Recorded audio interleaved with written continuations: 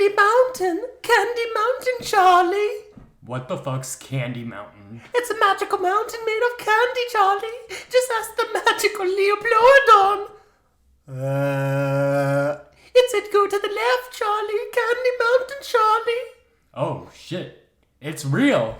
Go into the magical candy cave, Charlie. Into the magical candy cave. Fine, I'll go into the cave. Goodbye, Charlie. What? Wait, what's going on?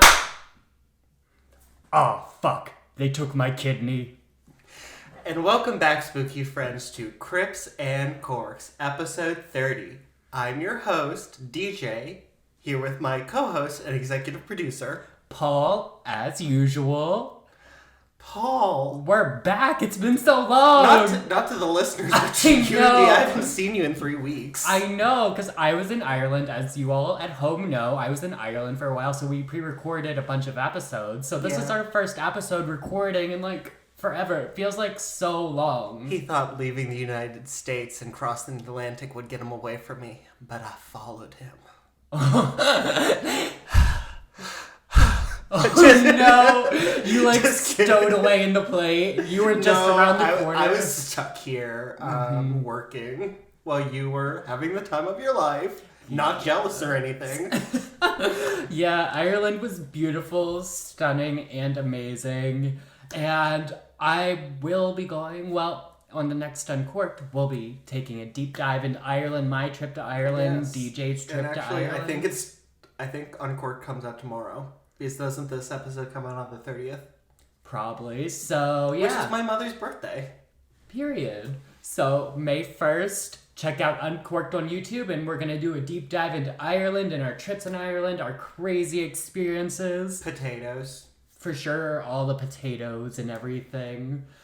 But, after all that excitement and being in the homeland of our hot guy of the month, comes with some sad news, guys. Oh my god! I was not expecting the sound effect. You found that. I love that sound effect. Thank you. But this is the finale of our hot guy of the month for April, Barry Keoghan. He served us well. He taught us to follow our dreams, manifest what we want in life, and no matter what cards or what life deals you, you can always make your way out and overcome it, Just work hard, be there. I know it's easier said than done, and not every situation is the same, but just believe in yourself, follow your passions, and in your passions, that's where you're going to find your success. And Barry Keoghan very much taught us that. And, start manifesting the life of your dreams. I mean, Barry Keoghan did it with Marilyn Monroe, and now he's dating Sabrina Carpenter, who looks a lot like Marilyn Monroe.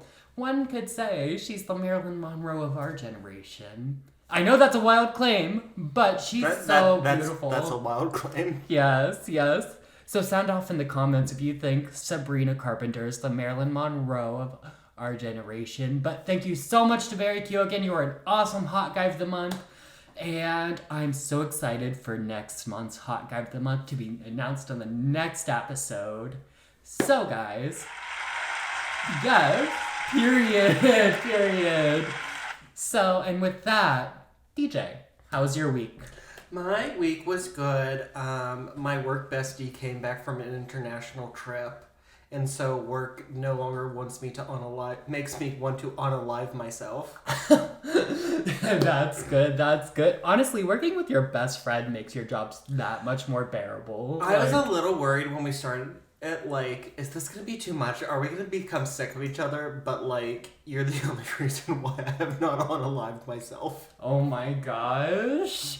Same. Honestly, find a job with your best friend because it makes the day so much more fun when you can, talk shit all day and just, vibe and bop with the dolls. And it's really nice on the weekends when it's, that bitch Karen over in accounting. And you don't have to explain, what Karen does. Right. You just know. Yeah. Right. We don't actually have a bitch named Karen in accounting. We don't even deal with the accounting department. Right. Just in case somebody listens and goes, Karen in accounting. You know what would be kind of fun? Managing, some sort of, Chipotle or something with your best friend. Just like all the chaos that you could just like. Okay, ensue. we're gonna buy a 7-Eleven franchise. 7-Eleven. Now that would be chaotic. That would be a lot of fun. We're gonna buy a 7-Eleven franchise, and it's just gonna be Yumi, Dan, Mike, and Riley running the 7-Eleven. Yes, period. I'd eat all the taquitos though. Oh my god. One thing about me, I love a 7-Eleven taquito. Excuse me, do you have any taquitos left? Paul with his mouthful of taquito. Oh, no. I'm sorry, we're fresh out. Truck's coming in tomorrow, sweaty. Come back later. Oh, jeez. Oh my gosh. And also, I think we need to address the Tortured Poets Department. Yes, for us. It came out last night. We still haven't listened to it. Well, I've listened to 3 songs, and so far, it's pretty Cheater. okay. No, we were allowed to listen to 3 songs. So for people who don't know, we're going to a listening party, and we were only allowed to listen to 3 of the songs before the party. And those were Fortnite, So Long London, and Tortured Poets Department. So Long Tortured Poets Department is my favorite so far. I'm excited to listen to the next episode. Also, though, I'm very sad that the Midnights era is over, because Midnights was such a great album. But I'm sorry, I forgot to get the wah. It's fine. I was reading the wine label. But can we take a moment for like her releasing a double album? I know. 31 songs. Like she writes like she's running out of time. Like that Hamilton Why song. is she writing like she's running out of time? Why do you write like you're running out of time? Exactly. Those TikTok edits of her in that Hamilton song, so good, so true. She really just stays I haven't writing. seen those because I'm not on that side of TikTok, but I really now want to see a bad... Do you remember, like, from the early days of TikTok where somebody would, like, take a picture... So, for this example, it would be a picture of Hamilton. Mm-hmm. And then they would just do, like, a really bad cut of a picture of Taylor Swift's face and just paste it over top. And just have it, like, flipping back and forth so it looks like she's moving back and forth on Hamilton's body. I have not seen that, but that sounds crazy. That's how I want to see, like, some really bad editing. I don't want to see any deepfakes. I don't want to see anything good editing. I want to see some bad, like, Microsoft Paint edited TikToks. Oh my god, not the Microsoft Paint. Microsoft Paint. That's bad.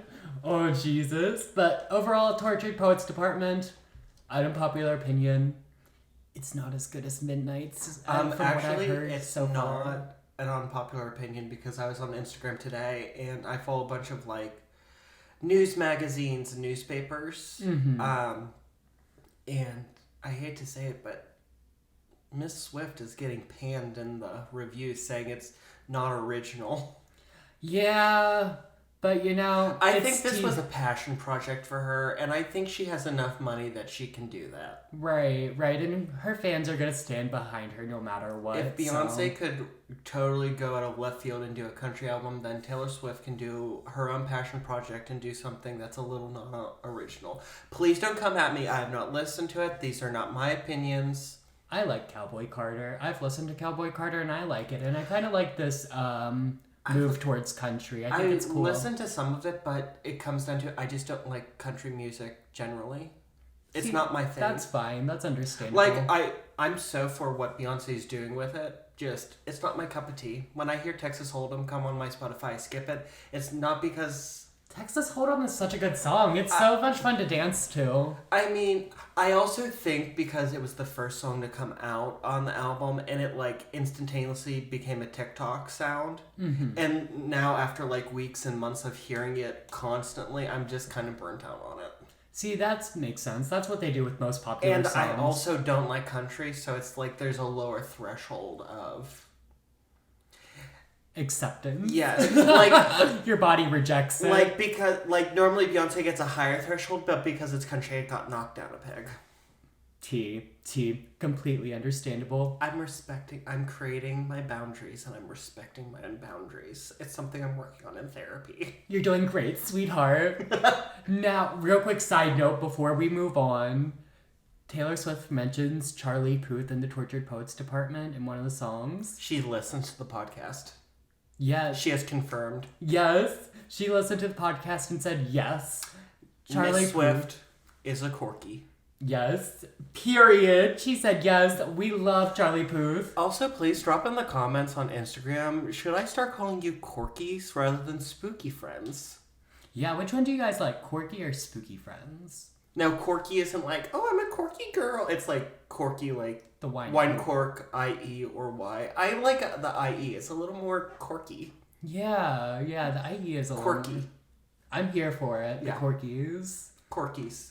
We're just quirky Corkies. Just quirky girls. Believe it or not, we haven't started drinking yet. But We're just insane. Shall we? Yeah, what are we drinking today? We're drinking Changing Tides. It is an organic Syrah. I'm sorry. An organic Syrah? Yes. We got comments once that I mispronounced it and now I'm paranoid. They'll get over it. I'm mad about plastic waste. Are you? Well, perhaps it's time I make a difference. And then IMAD, IMAD is highlighted. Okay. Enjoy this delicious 100% organic Syrah and help change the tide on plastic contamination. Proudly supporting ocean cleanup initiatives. Wine made with organic grapes, and it is a Pennsylvania wine. Ooh. Wait, no, it's not. It is a Spanish wine imported by a Pennsylvania company. Period. Either way, love them both. I'm here for this. That was a good crack. That was a good crack. She's dry. I'm sorry. It's fine. We'll make do.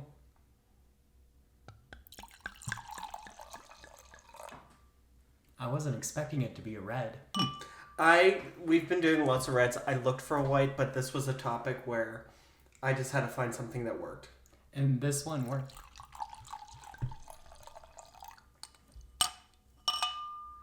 Cheers. Cheers. That's not dry. That's fine. No, it smelled dry. That's good. I like that. It's clean. Smooth. Clean is a good way to describe that. I like that a lot. That's a good red wine for sipping when it's warm out. Yeah, not very pungent. I nearly got a sangria. This is like, I'd say like 2 notches above a sangria. Like, not fruity. Yeah, but this would be a good base for a sangria, I think. Oh, tea. Yes. Yeah, like throw some like berries and oranges in there. This is a good picnic wine, I think. Yes. You take this Changing Tides wine on your picnics this summer. And I think money goes towards... Cleaning the ocean? Yeah. I'm assuming so. It didn't really get into it. Like, it just sort of made a statement that we're trying to change that. Period. We stand eliminating pollution in our oceans. So support this company helping eliminate pollution. And rivers. Ooh. Speaking of bodies of water. Paul, let me tell you a story. It's the ideal getaway location. A picturesque lake with crystal clear water, perfect for snorkeling, and surrounded by beaches, ripe for frolicking in the summer heat. One can take advantage of the calm, smooth waters to kayak or to paddleboard. But underneath this idyllic setting lurks a mysterious creature whose sightings date back before those of the Loch Ness Monster. Today, we will discuss the Ogopogo. Yes! Let's go, Ogopogo. We're fisting the Ogopogo. I don't think so. The Ogopogo's kind of... You're right. I mean, I think you could, but I think it's one of those things where if it, like, sucks on its sphincter, you're just gonna get sucked in. Oh my god. That's crazy. This thing is 30 to 50 feet. That is a big ass, and your arm is gonna be like a toothpick. If it squeezes sphincter, best case scenario, your arm's gone. I wasn't expecting you to take that so seriously. Oh my god. I'm just next level today. Can we cut that? Speaking of fisting, use code CripsandQuirks69 for audible.com for the next 6 months. Wait. Just Speaking kidding. of that, do you remember you used to send me these TikToks, and what was it? It was about the grandma who liked having nasty sex with younger men. What? You sent me these TikToks, and it was the Oh, audio that was that reading. one author who made those crazy books. Just because I'm a 78-year-old church-going lady does not mean I don't like to get my freak on my book. Just, Jesus Christ. I can't even go on. It gets a lot worse. I wish I could remember the name of that author, because he was so viral for a while on TikTok. Oh my gosh. But also, we aren't sponsored by Audible, but Audible, please sponsor us if you would like to. You're so not brand friendly. I promise we'll stop talking about fisting once DJ's done fisting the Ogopogo. I'm not fisting it. Stop spreading fake news. If you want to tell people Joe Biden sniffed me once, that's fine. It happened. Did you feel vindicated? Did you feel alive? I kind of did. That's good. Well, why don't we get into the Ogopogo? So, this story takes place in Lake Okanagan in British Columbia, Canada. British Columbia is one of the most westernward provinces in Canada. The United States, of course, has states, which are sort of like administrative blocks. Yeah. Canada has provinces. Period. Lake Okanagan is the largest of 5 interconnected fjord lakes in the Okanagan Valley, which were created by the melting of glaciers 10,000 years ago. It is 84 miles long and has an average depth of 249 feet and a lowest depth of 792 feet. This makes it roughly 3 times the size of Loch Ness. That's crazy. And didn't it used to be connected to the ocean, too? Yes, like before the glaciers, I think. Mm-hmm. I saw somewhere. Yeah. I just saw that on that documentary. I watched Yeah. that it was connected by the ocean, but Yes, that's and then, yeah. one of the And then as theories. the water receded, yes. Period. But I didn't I didn't go to school for, Geology or geometry or you're right, physical geology. therapy. Geography? I think it is geology and geography, both. Oh, period. Who is she? I'm getting smarter as the podcast keeps going. The name of the lake comes from the First Nations tribe who lived in this area. The name Ogopogo dates back to the early 20th century. Common lore has that the name comes from a popular English musical song called The Ogopogo, The Funny Foxtrot by Mark Strong and Cumberland Clark. Oh, that's so crazy. The lyrics go, his mother was an earwig, his father was a whale, a little bit of head and hardly any tail, and Ogopogo was his name. And I'm going to play you a clip. And remember, this is like an old song, so this is not what I'm listening to in my free time.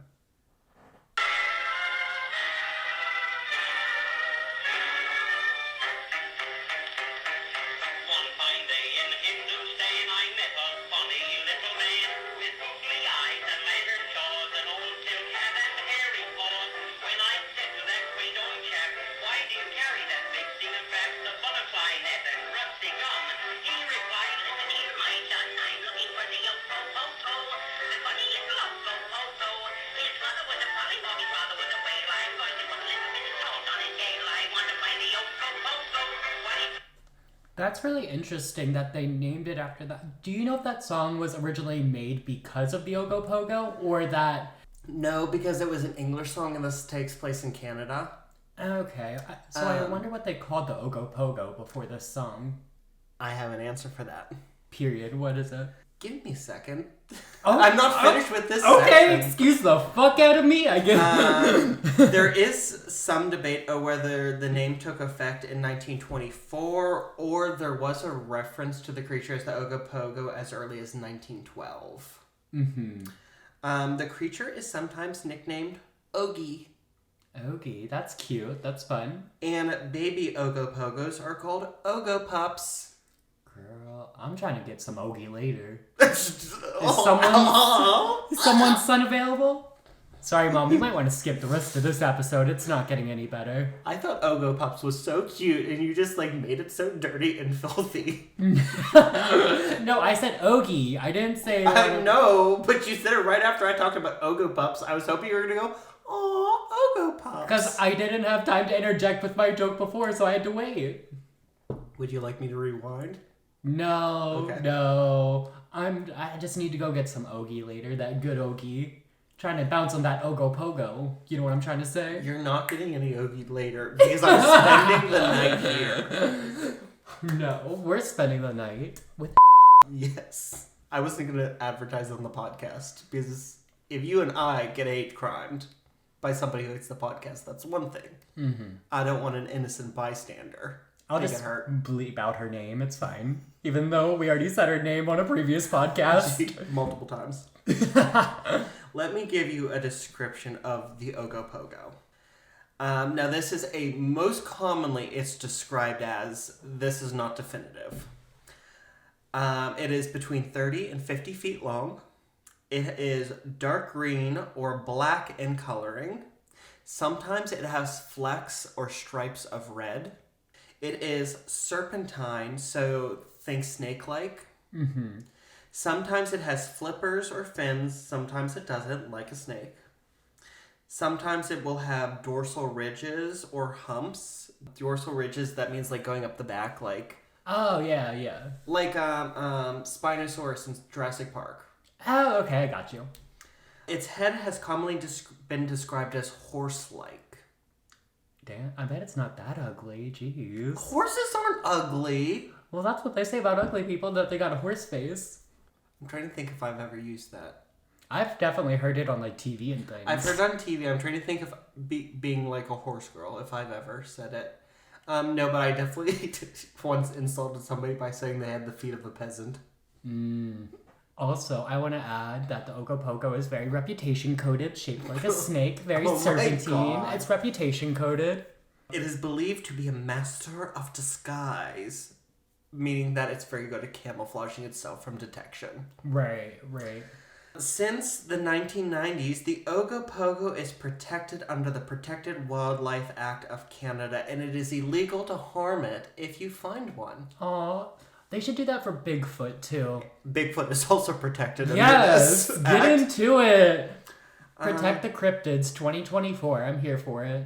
That's my stance as I'm running for president. Protect the cryptids 2024. We need to get with them. buttons. We need to get little buttons for that. That would be so cute. Can't say that word yet.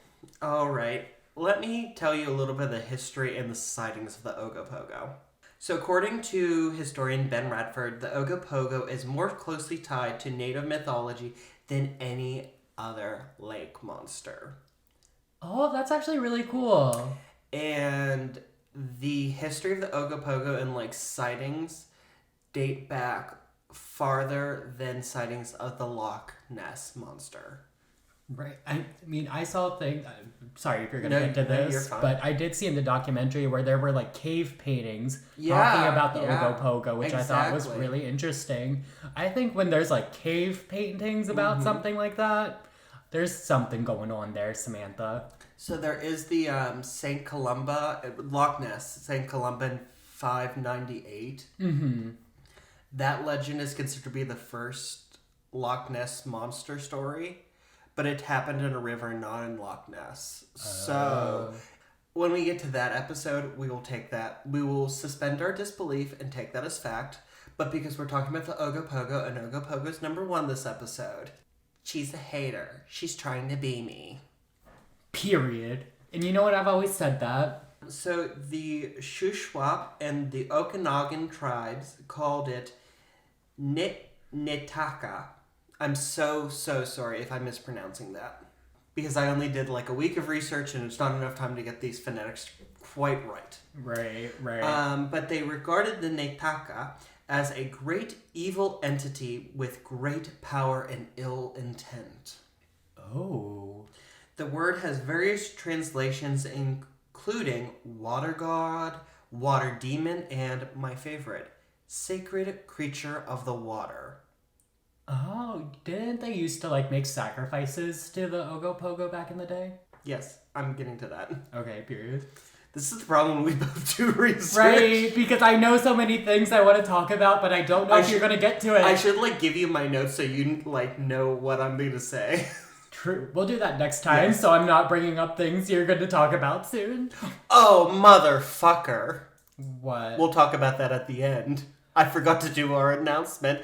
Stay tuned at the end for a special breaking news announcement. Brr, brr, brr. So one legend says that the Netaka came about when a native man was possessed by a demon and killed a respected elder named Old Kanakan. Old Kanakan. Okanagan. Old Kanakan. Is there a joke there I'm missing? No, they sound alike. Oh. I heard that on a Canadian podcast. Maybe it was a joke and it was Canadian humor, and I just don't get it. Our But dumb I was just American- like, oh, they do kind of sound alike. They do a little bit, now that you say that. The man was punished by being turned into a lake serpent and left in the charge of a lake goddess, forced to remain at the scene of his crime forever and always. For hundreds of years, the First Nations people would sacrifice small animals to the Netaka before crossing the lake in exchange for not being attacked while they were canoeing.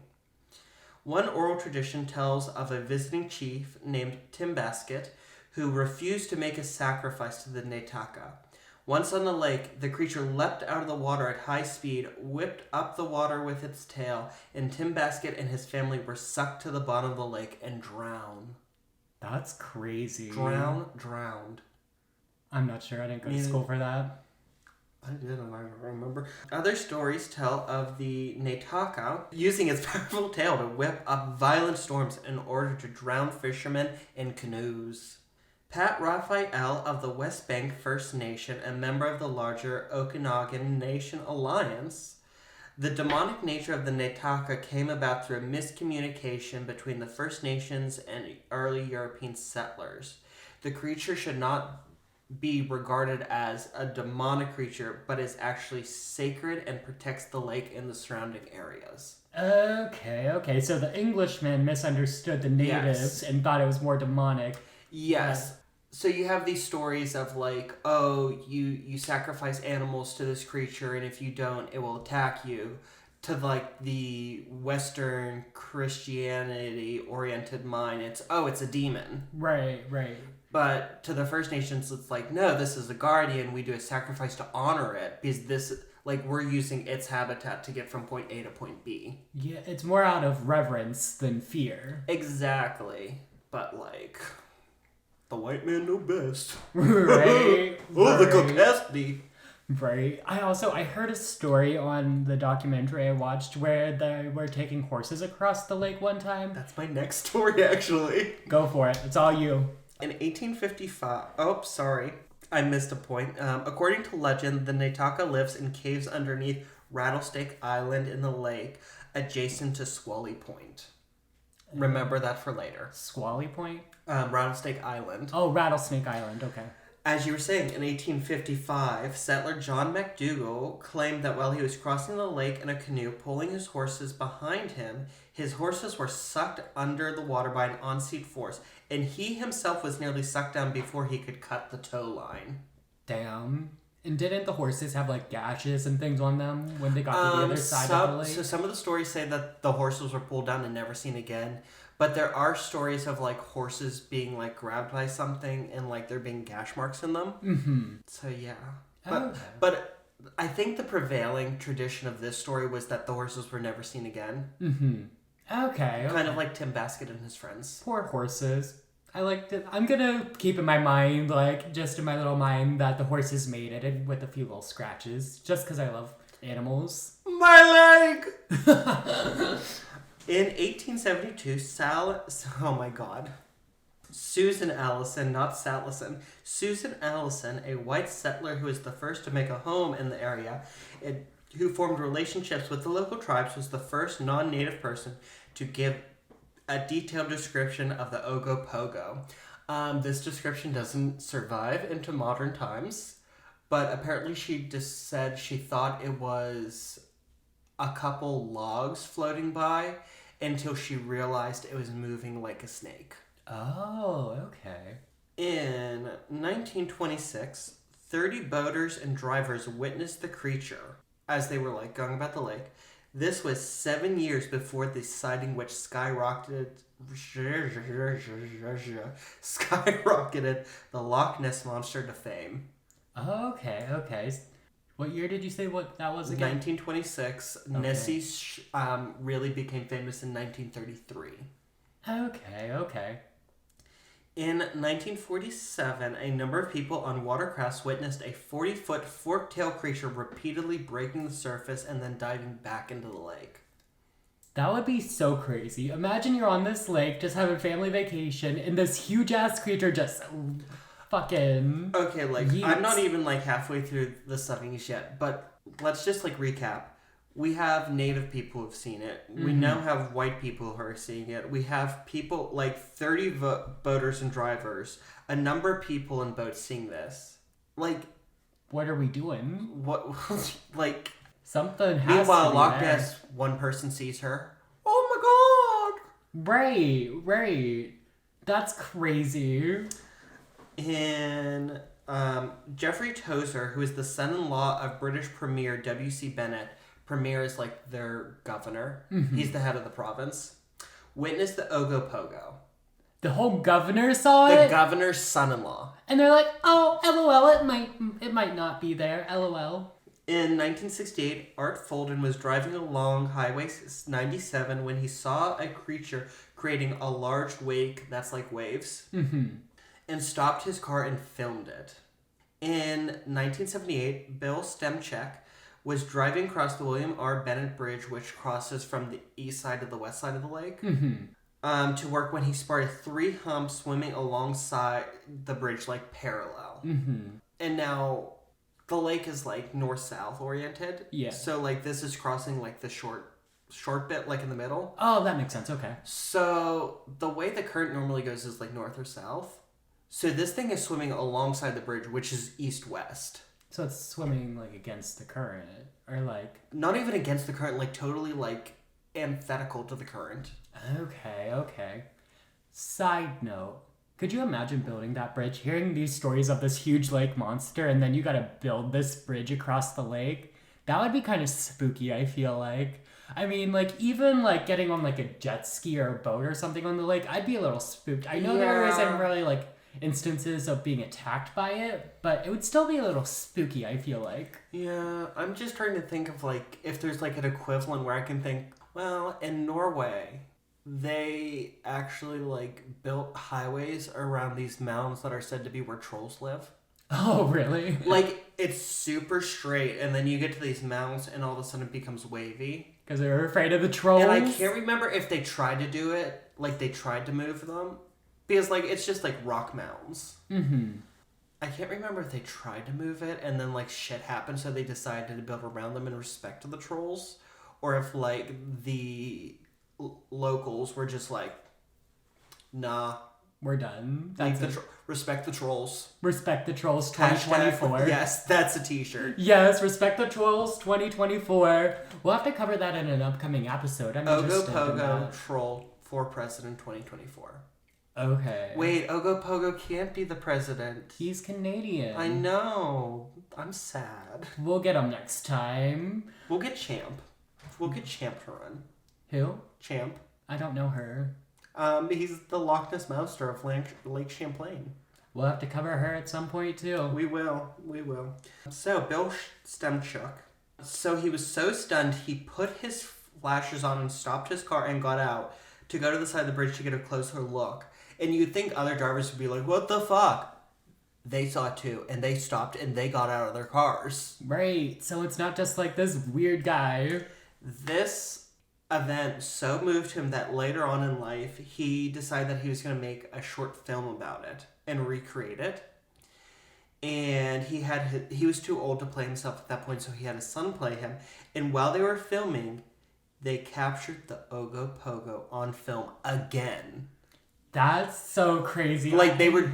and, like, I saw the film in this documentary that you and I both watched.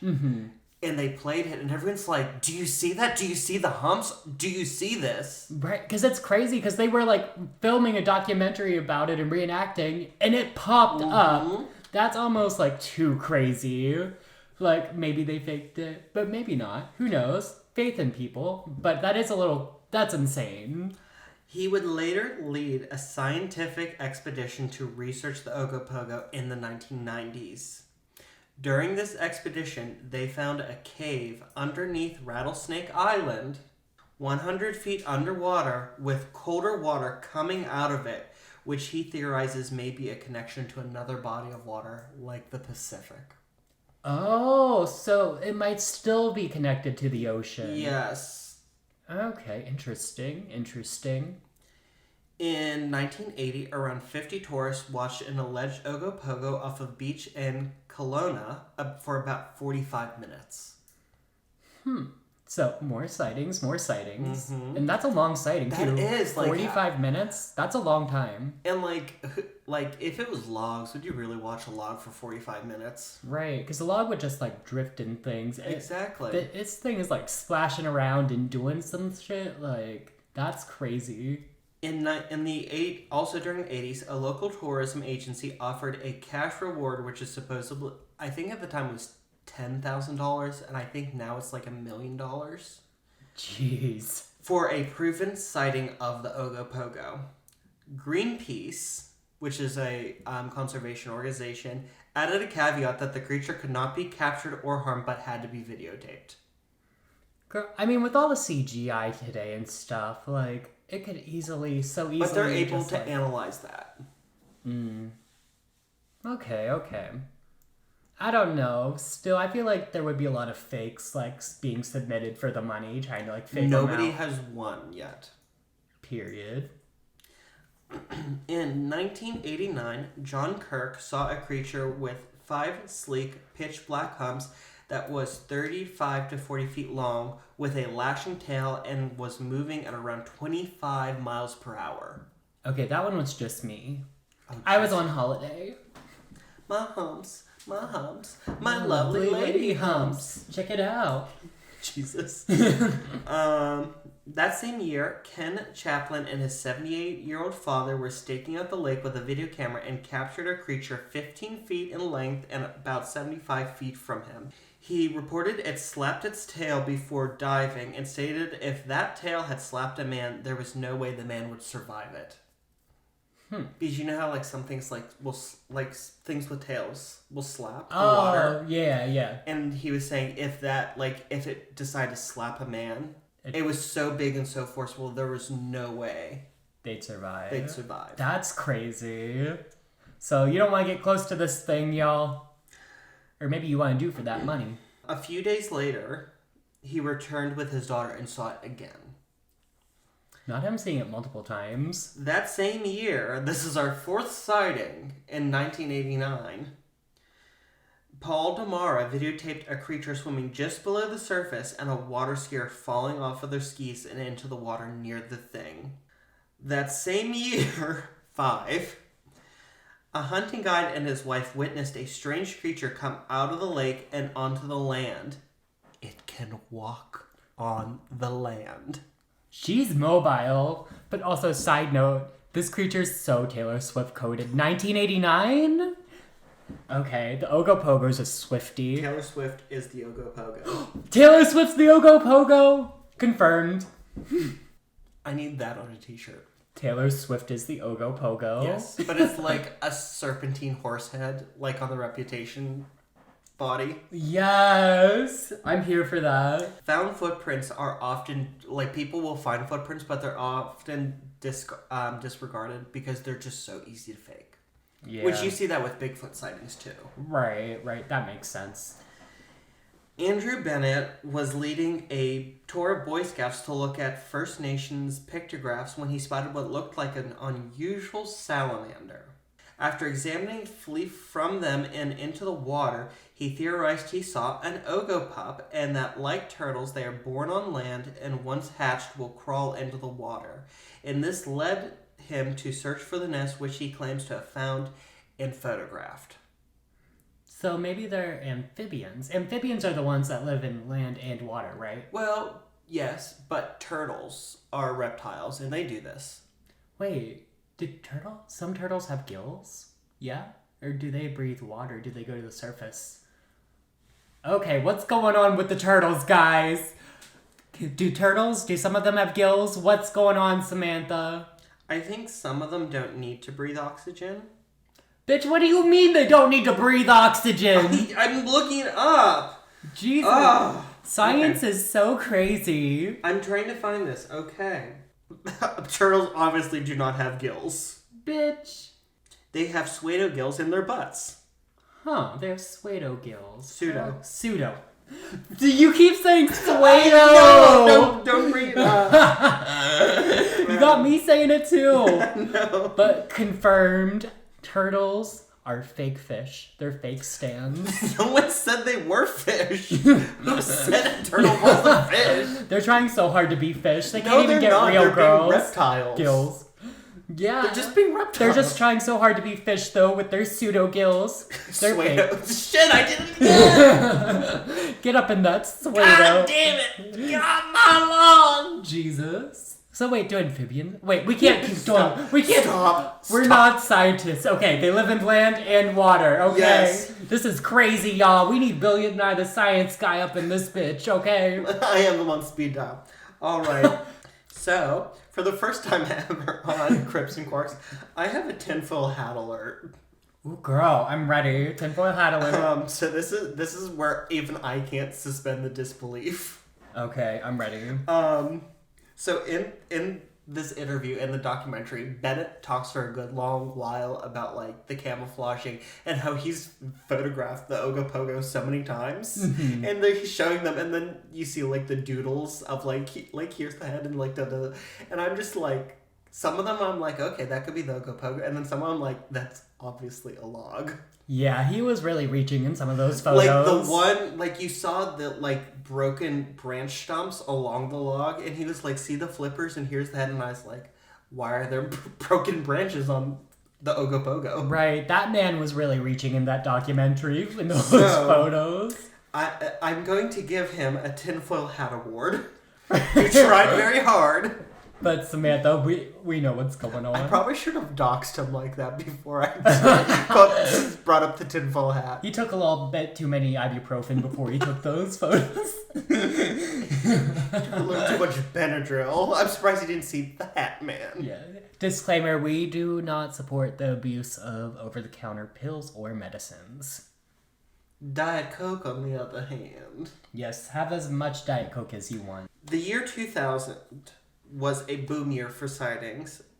A businessman and his wife saw it, 2 security guards and 4 others, and Daryl Ellis, who was a marathon swimmer, reported being followed by 2 of the creatures. He said they were 20 to 30 feet long and had eyes the size of grapefruit. See, that's the thing. If it's around that long, there has to be multiple for it to breed and reproduce. So the Ogopogo, there has to be more than one for it to have been around this long. Sightings have continued to be reported as late as 2018. Okay. That's kind of where I just stopped looking. So that's kind of modern. So she's still around. She's still bopping and vibing in the lake with the dolls. All right, Paul. Do you want to get into some theories? Yes, let's hear them. I'm ready. We're going to start with a magical Leopleurodon, Charlie. Oh my god. Really, we're talking about a plesiosaur. Plesiosaur, yay. Plesiosaurs were Mesozoic marine reptiles, and the thing we think of when we think of the classic lake monster. Close your eyes unless you're driving, and then maybe.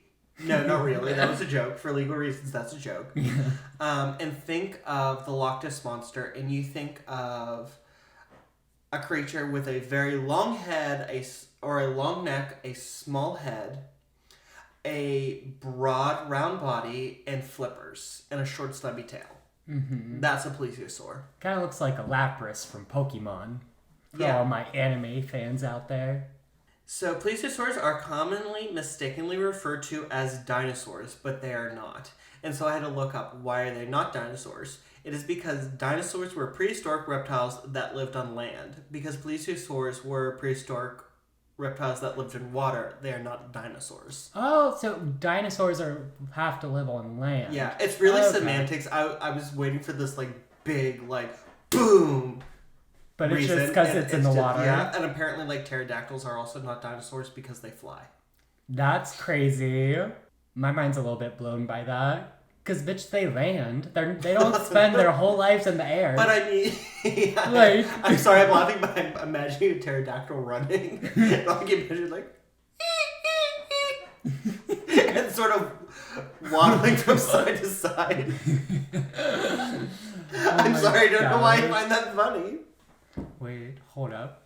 Is a pterodactyl, like, a freedom dinosaur? Is it like the American eagle of back in the day? Do you think if America was around back in the day that would be like the American bird instead of the bald eagle, and that the pterodactyl would be the freedom bird of the dinosaurs? No, because pterodactyls were fucking huge. Exactly, huge freedom. I think America. I think we'd be busy hiding from them. That's true, but also freedom pterodactyl. Get into it. So I listen to Let's Get Haunted, and they say all the time, "Make Pangea a dinosaur again." What? What does that even mean? So Pangea was the supercontinent. Yeah.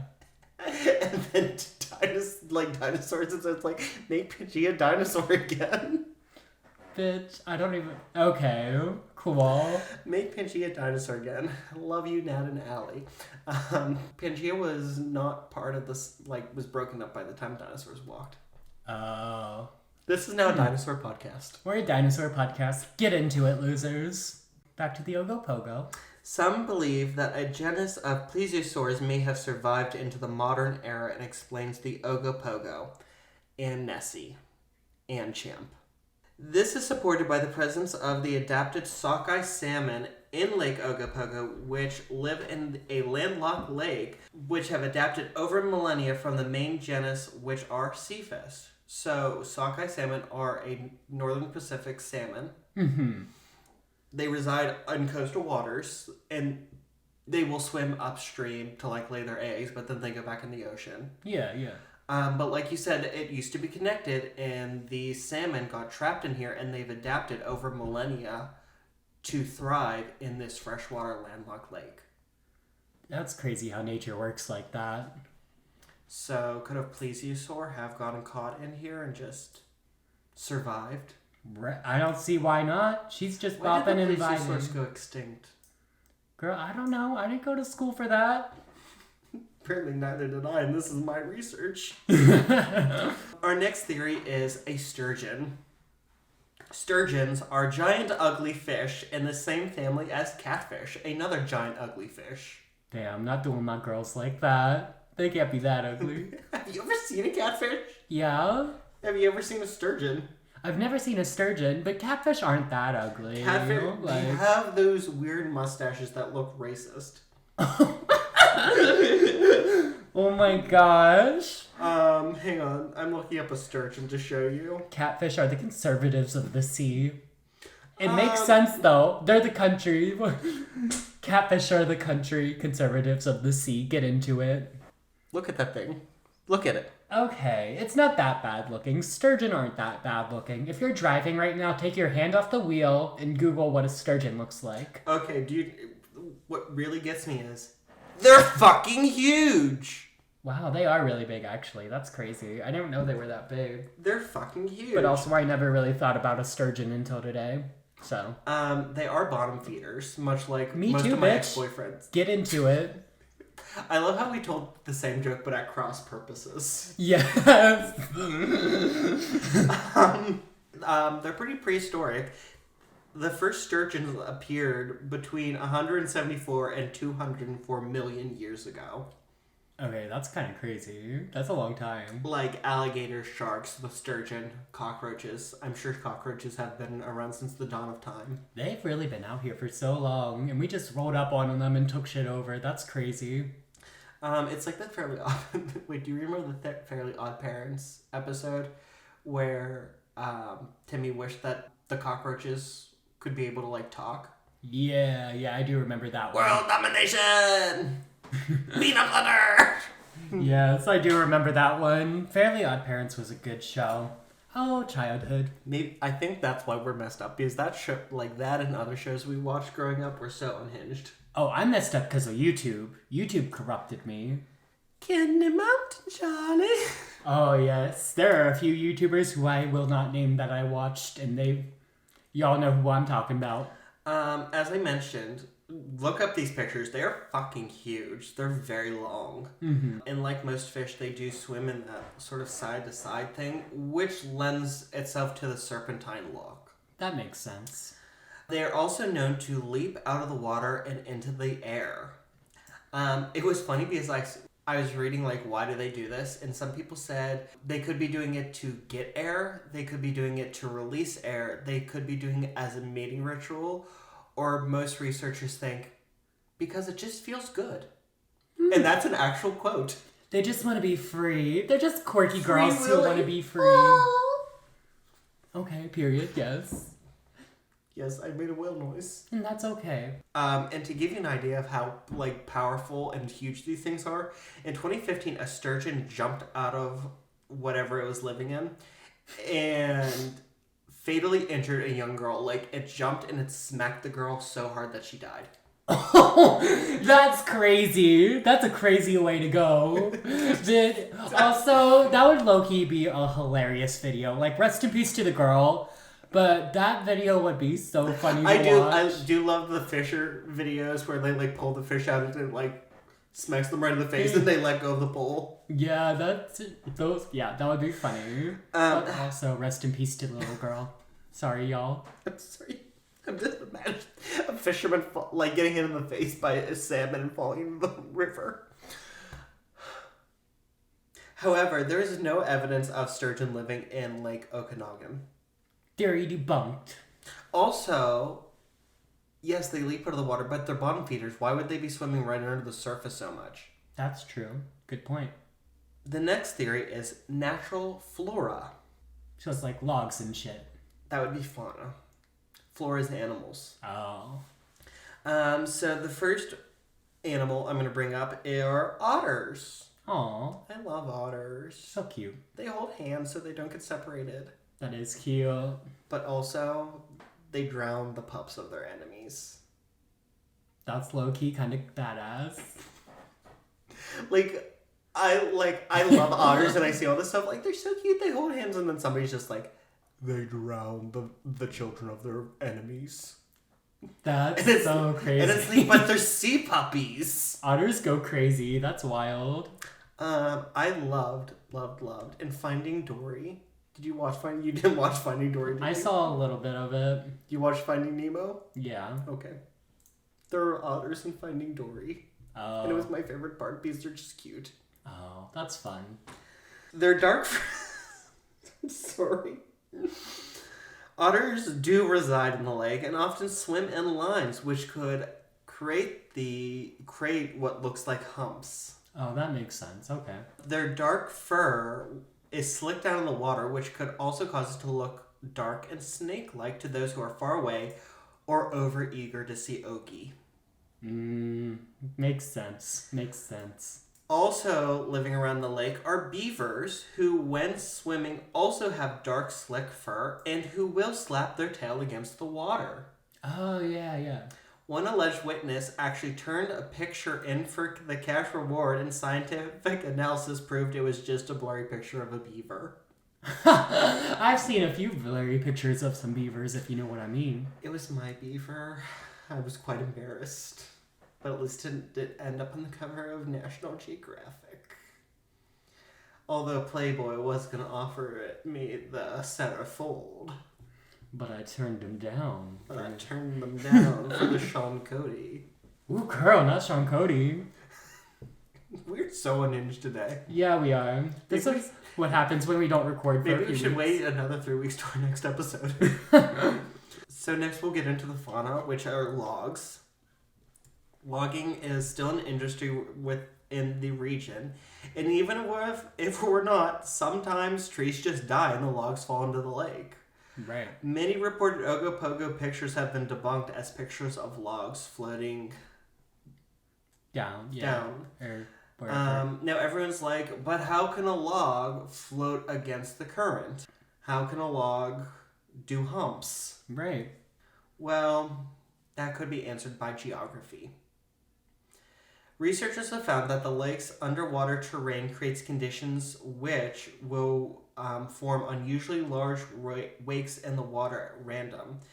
There are underwater pockets of gas and sediment which, when released, will create large waves on the calm surface. The water is fairly warm in summer, but it is still in Canada. So when the water of two different temperatures interact, it can cause waves and underwater. So if the rest of the water is warm, there could be an underwater current of cold water, which is taking that log. That makes sense. Regardless of whether the Ogopogo is a prehistoric creature, a native guardian spirit, or some natural explanation, it is a beloved part of the Okanagan Lake region and has become a cute and cuddly mascot of the region. I'm here for it. Things like that, it's just fun to believe. It's just fun to do. Is it, like, you just want to believe in it? Right, exactly. And you know what? It might be real. Yeah. Maybe not, but maybe. Who knows? And I would choose to believe and live, like, a fun life. Why not? Yeah, and, like, it's just, I think he's just there having a good time. Yeah. Them. I think it's a group of them just having a good time. Exactly. This is enjoying it. An Ogopogo Stan podcast. Yes, it is. We believe and we stand. And I wish I'd thought of it sooner or found this out sooner. But the land where Susan Allison lived is now a winery. Oh! If I had known that, I would have gone and tried to order a bottle of wine for this episode. But I didn't find that out till this morning when I went on the Lake Okanagan tourism website. I did see in that documentary that they do make a lot of wines in British Columbia, apparently. Yeah, it's like the wine region of Canada. That's cool. That and the Niagara region. See, I'm here for that. I would love to try some of their wines. We'll have to get some for the pod sometime. Yeah, if I hadn't found this Changing Tides, there were a couple bottles of Niagara, and I was like, well, that's close enough to Canada. All right. Well, I like the wine we got today. It was a good wine, a nice little picnic pop. Yeah, a nice little Syra. If I'm saying that wrong, I don't care. Right, get into it. Do you have any further thoughts on the Ogopogo since you also watched this documentary? I thought it was cool that it was amphibious in land and water because I don't know any other lake monsters that are or cryptids that are in land and water. So I thought that was a cool aspect on vacation story. I am. Oh my gosh. Calm down. Oh my gosh. Yeah, no, I really like this story. It's a cute little story, and I really like how the town has really embraced the Ogopogo and used it. Oh my god, the whole region, yeah. Honestly, it's so smart for tourism and things. Kenona? Is that how you say it? I think that's the major town. Mm-hmm. They have a statue at the end of Main Street, and kids will play around it, and all the shops have cute and cuddly Ogopogo toys. Right. Honestly, the Great Lakes here in America should do something like that. So when I was little, my family used to go to Racetown Lake here in Pennsylvania. Mm-hmm. It's a couple hours east of here. They have a lake monster.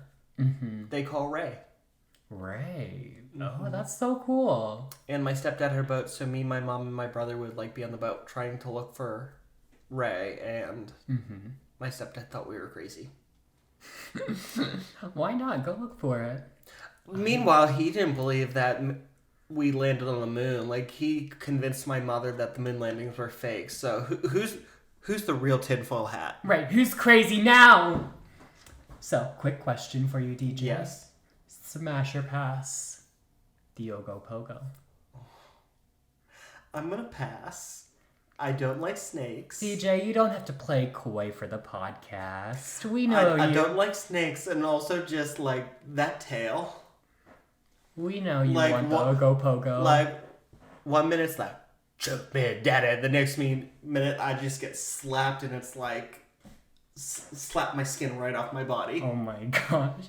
See, what you guys didn't see at home is DJ has been so horny talking about the Ogopogo. Stop spreading fake news, Kelly Ann. His body has literally been shaking. Kelly Ann Conway, shut the fuck up. Oh, that was a good one. I love this. With that, I think we should go into our big announcement. Yes, I'm ready for it. So, Corkies, I have good news and bad news. I'm going to start with the bad news. I am stepping down as chief researcher of the podcast. So sad. The good news is I am stepping down as chief researcher because Paul and I decided that we are going to change our format, and starting next week, him and I are going to present on alternative weeks. Yes! So I'm going to be researching now too and telling stories and things. So I'll be doing some research, telling stories, Yes. doing the thing, having my own weeks. So starting next episode, I'm going to So be you're presenting. going to get a whole lot more of Paul and a lot more of my bad jokes because I'm going to do what Paul does, and I'm just going to half pay attention while thinking of my next joke. Right. And you know, if you're a hot guy and you want a lot more of Paul, slide into my DMs. So yeah, slide into Paul's DMs. Where can they find you when you're not at home? You can find me on my Instagram at Paulember, Paulember, or my personal TikTok at Paulember, Paulember, if I can talk. You can find me on Instagram or TikTok at The Real Deej Powers. Or you can find me on Grindr at HotTwink69, looky emoji. That was a joke. That was a joke. Please remember to like, subscribe, and comment wherever you're listening. That helps us grow. We want to grow this into a great big community of people who love spooky stuff and also love to laugh. Please help people join our little cult and tell 2 friends, family members, co-workers. Please tell that lady on the side of the street yelling, "The time is nigh." I'm sure she'd love it. Please, if you have episode suggestions or your own personal stories that you want read on the podcast, email us at cripsandcorks@gmail.com. Follow us on all of our socials. Facebook, Crips and Corks. On YouTube, we're Crips and Corks. We also post the podcast there. You can follow us on Twitter at Crips and Corks, and on Instagram and TikToks at Crips and Corks Pod. And remember, guys, as usual, it's not delivery, it's DiGiorno. Beware of those lake monsters out there. And I really hope if you see something, it's not a log. Unless you're at Club Pittsburgh, and then I hope it's the biggest log you've ever seen. Period. And remember to keep your crips tight. And your corks loose. Bye! Ooh, girl.